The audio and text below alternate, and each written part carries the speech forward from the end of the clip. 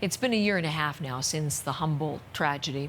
Ryan Straschnitzki, we continue to follow his story, and he continues to amaze and inspire with his recovery. He was paralyzed from the chest down in the crash, but his determination to get back on the ice has been relentless, and he now competes in para hockey, or sledge hockey as we used to call it, and he's still pushing his limits and about to begin a big new stage in his recovery with some surgery ahead in Thailand. We've checked in from time to time, a great moment to catch up. So joining me from Airdrie, Alberta this morning is Ryan once again, and it's great to see you. Thanks for giving us some more time, Ryan. Thanks for having me. All packed, all set to go with your dad and headed tomorrow to Thailand. How are you feeling? What are the emotions this morning? A lot of mixed emotions. I mean, there's a lot of nervousness ahead of this because I've never been overseas, but you know, I'm excited to go exploring and get this surgery done. How did you decide Thailand? That was the best outcome for spinal cord injuries right now, and you know, I've had a lot of people tell me that it's the best place to go, and a guy I go to physio with had it done, and he said nothing but good things. So you know, we researched it, and it was the best place for me. Perfect. Well, listen, the surgery itself, just so people understand, the operation itself, you're having an epidural stimulation device implanted. How have the doctors explained what they'll be doing in the surgery itself? From what I know, they'll be implanting a device below the injury that can hopefully rewire pathways from brain to muscle. So anything below your injury, you might be able to move again. So that's basically all I know.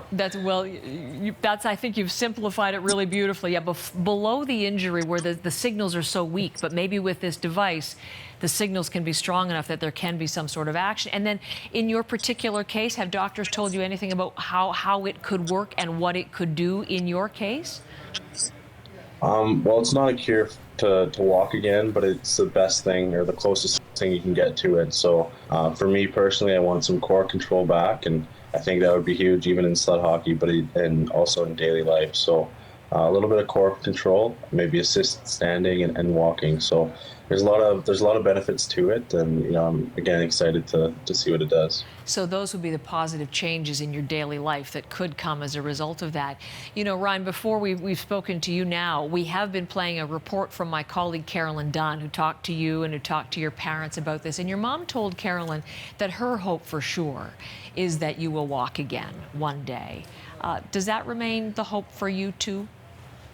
Yeah, absolutely. I mean, I'm always staying hopeful for the future, and I mean, science has come a long way, even in the year and a half that I've been in a chair. So, you know, again, I'm not getting down on myself. I'm just looking forward to the future. Yeah, getting down on yourself, but at the same time, the hope, because I'm wondering, how do you keep things sort of on an even keel in your head and keep expectations realistic? Yeah, I mean, I just try and keep that positive attitude, surround myself with people who support me, and I support them. So it works both ways, and I think with the good support group I have, I think I can keep this positive attitude. Still part of the Broncos family, of course, and I'm wondering if any of your Broncos teammates, you've talked to them about this trip ahead to Thailand and the surgery and what they're saying to you. Yeah, a few of them reached out, and you know, they're just wishing me the best of luck, and they're excited to see what it does. So, you know, I'm going to keep them updated, and I'm sure I'll see them around as soon as I get back. Which is not for a while, quite some time actually. You have to stay there in Thailand for tests and tweaks, as I understand it, and then for some recovery, obviously.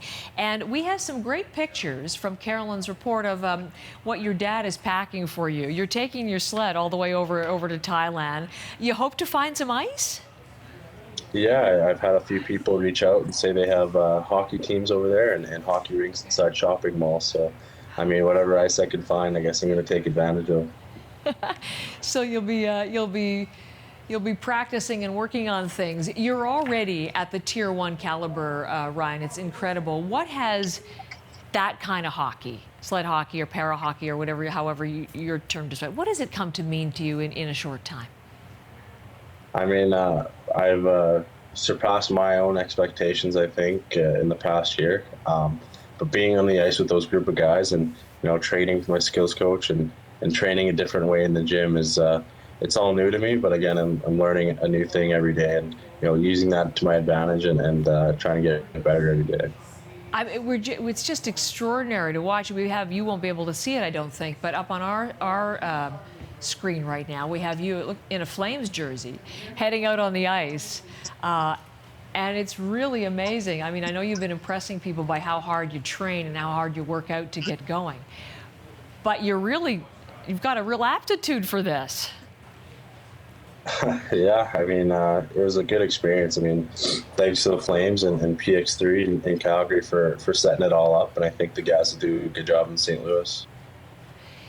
So listen, as I said, you're already playing Tier 1. You go over there and show them how it's done when you're playing in the mall. You'll give them quite the demonstration, I'm sure.